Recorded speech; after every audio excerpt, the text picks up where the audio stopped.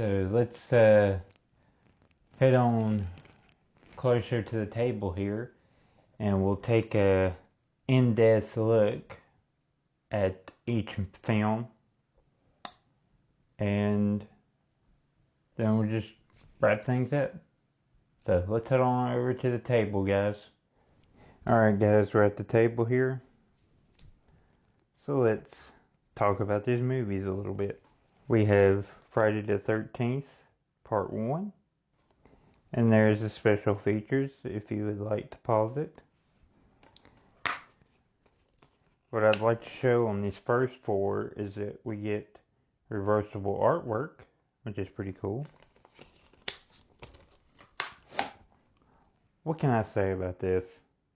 It's a slasher that started this franchise, and huge twist at the end with his mother being the killer. But definitely a great movie. Friday the 13th Part 2. The first time we get introduced with Jason, and he's got a bag over his head.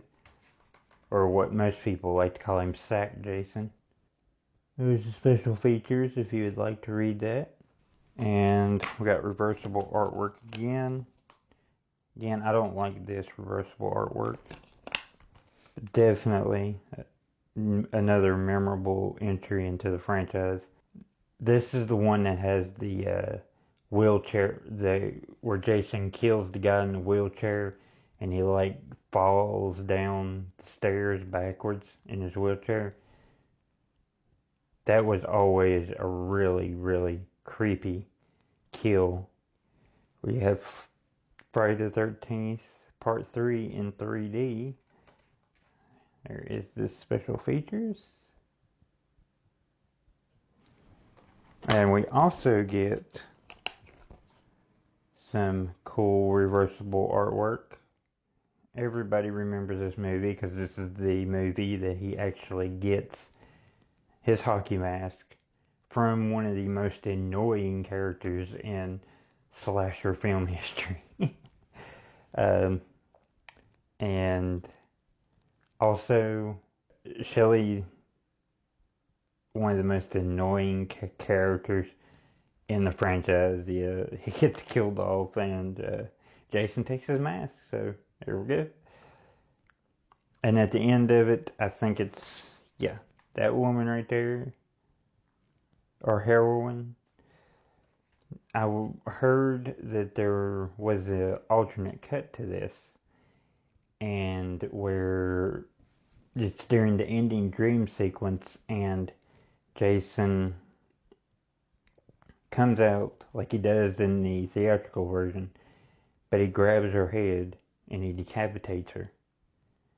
And I'm wondering if that alternate dream sequence is in this collection. I'm not for sure, but I can't wait to see if it is. That would be an awesome extra. Then we have Part 4, the final chapter, with a boatload of extra features and reversible artwork. Of course, this is the movie where we first get introduced to Jason's nemesis, Tommy Jarvis. And the ending battle with him and Jason, I mean, it's just, in my opinion, probably one of the most satisfying final battles between Jason and a final character. Of course, he gets sliced like down the side of his face, his head, which is pretty cool. I mean, the special effects in this are amazing because they're made by Tom Savini. I mean, top notch. But yeah, it's I can't remember much about the other kills or the other peak characters. I just remember Corey Feldman as Tommy Jarvis in this. But that's the final chapter to Friday the 13th, Part 5, A New Beginning. Also with a reversible slip and special features if you want to read those. Yeah, this one took me a very long time to appreciate what it is. And in my opinion, it's like the Halloween 3 of the Halloween franchise. Spoiler alert for anybody who's never seen it. Jason's only in this in a dream sequence at the beginning of the film. So yeah, Jason's not the killer. I'm not going to tell you who it is, but Jason's not the killer. But I do appreciate it for what they tried to do. It just didn't work out the way they wanted. Part 6. Go. Glorious shot of Jason. Special features. Jason Returns. One of the best openings in the franchise. Awesome opening. Jason Returns. Pretty much, I think this is the start of the zombie Jason. He's come back from the dead. Awesome kills. Tommy Jarvis returns. This is his third outing. He was in 5. Different actors. Played Tommy Jarvis in all 3 films. And yeah, the whole boat scene where Tommy and Jason comes up out of the water and Tommy just pretty much, I think it's like it's an anchor, ties a chain around Jason's neck and just drags him underwater. You know, you can never forget this. But that's part 6. And part 7, The New Blood, is special features. And another shot of Jason Voorhees. Now this is the one I watched the most when I was younger. I can understand why people don't like it, and they went kind of like with supernatural elements, like with zombie Jason, and this woman had telekinesis powers, so she was able to fight off Jason. But she also freed Jason, so it was actually kind of her fault in the first place. But it's all because some doctor tried to help her, but he was actually using her, which kind of made the main character really sympathetic towards the audience. But I liked it. But I do like the design of Jason, and plus Kane Hodder plays Jason in this, and he's amazing in it. I can understand now why people don't like it as much. I don't know, I guess I'm just one of the few that actually do really enjoy it. So that's part 7. Part 8, Jason leaves Crystal Lake to go to Manhattan. Jason takes Manhattan. And Jason looking all spiffy in Manhattan. Here we go, special features. And this is basically just really bonkers Jason. He's on a boat at the beginning of the film, kills everybody on the boat, then basically goes to Manhattan. A boxer challenges Jason and gets his head like literally knocked off, which is pretty much one of the funniest kills in the franchise. And the way they killed Jason in this is so ridiculous. He dies from acid in a sewer. And I'm like, but Jason's already dead. How can he die again? It's like, if you want to watch this and you want to enjoy this film, don't think about it at all. Just watch it. Next up, we have Jason Goes to Hell, The Final Friday. Special features. And a little bit different cover art. And also we have the theatrical version and the uncut version. This right here is one of my favorite Friday the 13th movies. I watched this more than part 7. I'm not afraid to say it. I like it. I know a lot of people hate it.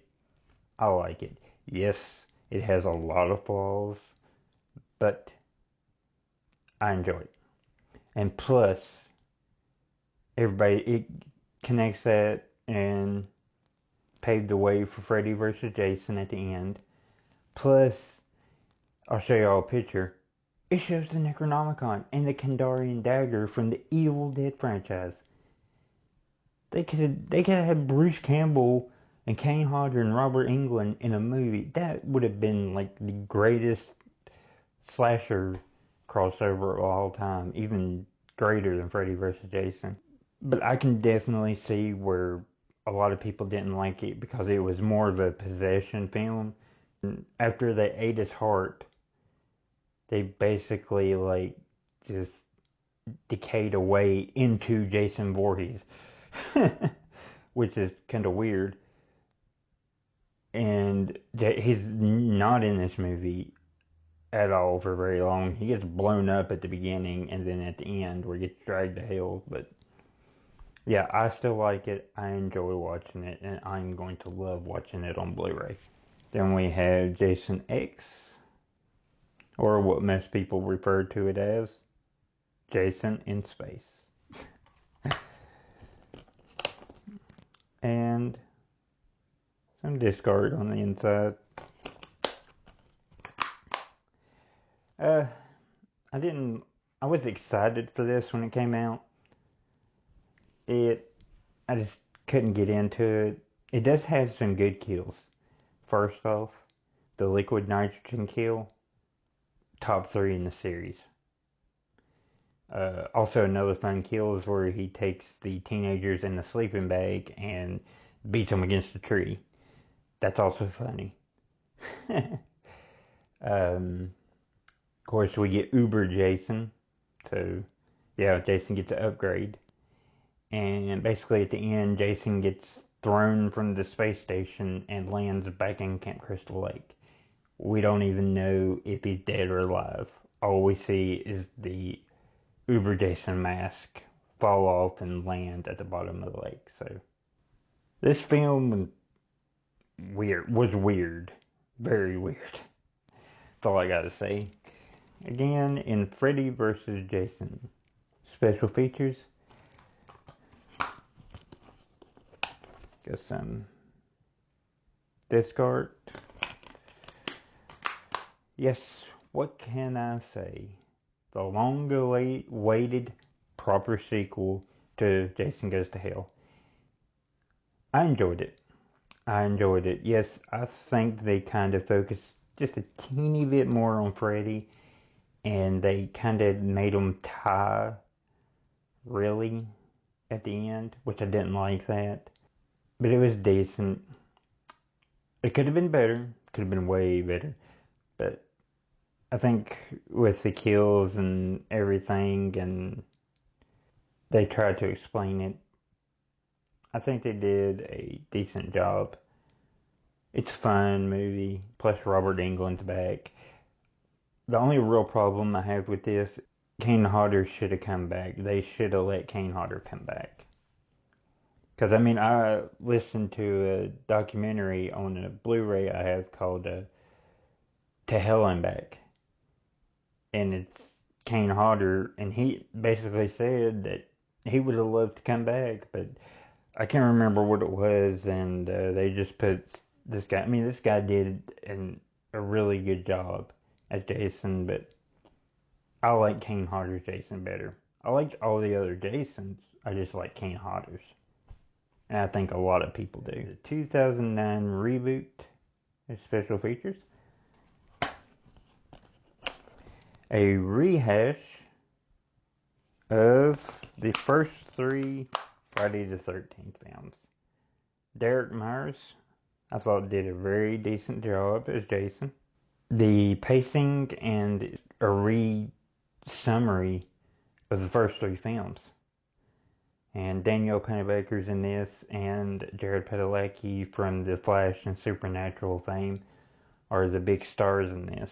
No, that's noteworthy. Yeah, I mean, if you've seen the first 3 Friday the 13th, you've seen this reboot. the kills wasn't really that inventive.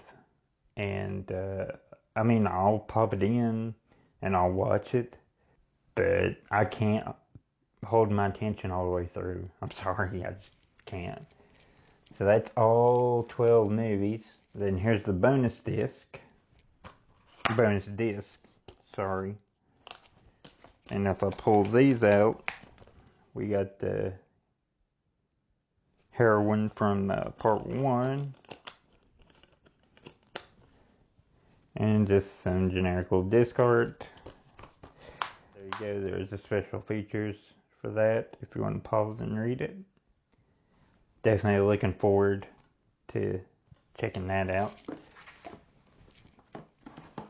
And last up, we have the booklet.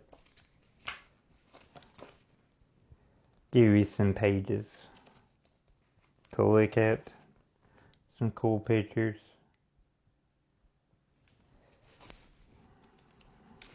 Have not read this yet, hadn't had time, but yeah, covering the whole franchise. Screen Factory went all out on this set. It's a nice little book. So that's it for a closer look. Let's go back and wrap this up. I'm back, guys. Well, that's it for the review of this box set. I hope you've enjoyed it. And stay tuned for my next review. Remember, don't forget to like and subscribe to my channel. Always comment. Tell me what you think. What's your favorite Friday the 13th movie?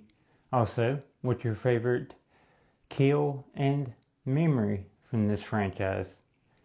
Again, thanks for watching. Bye, guys.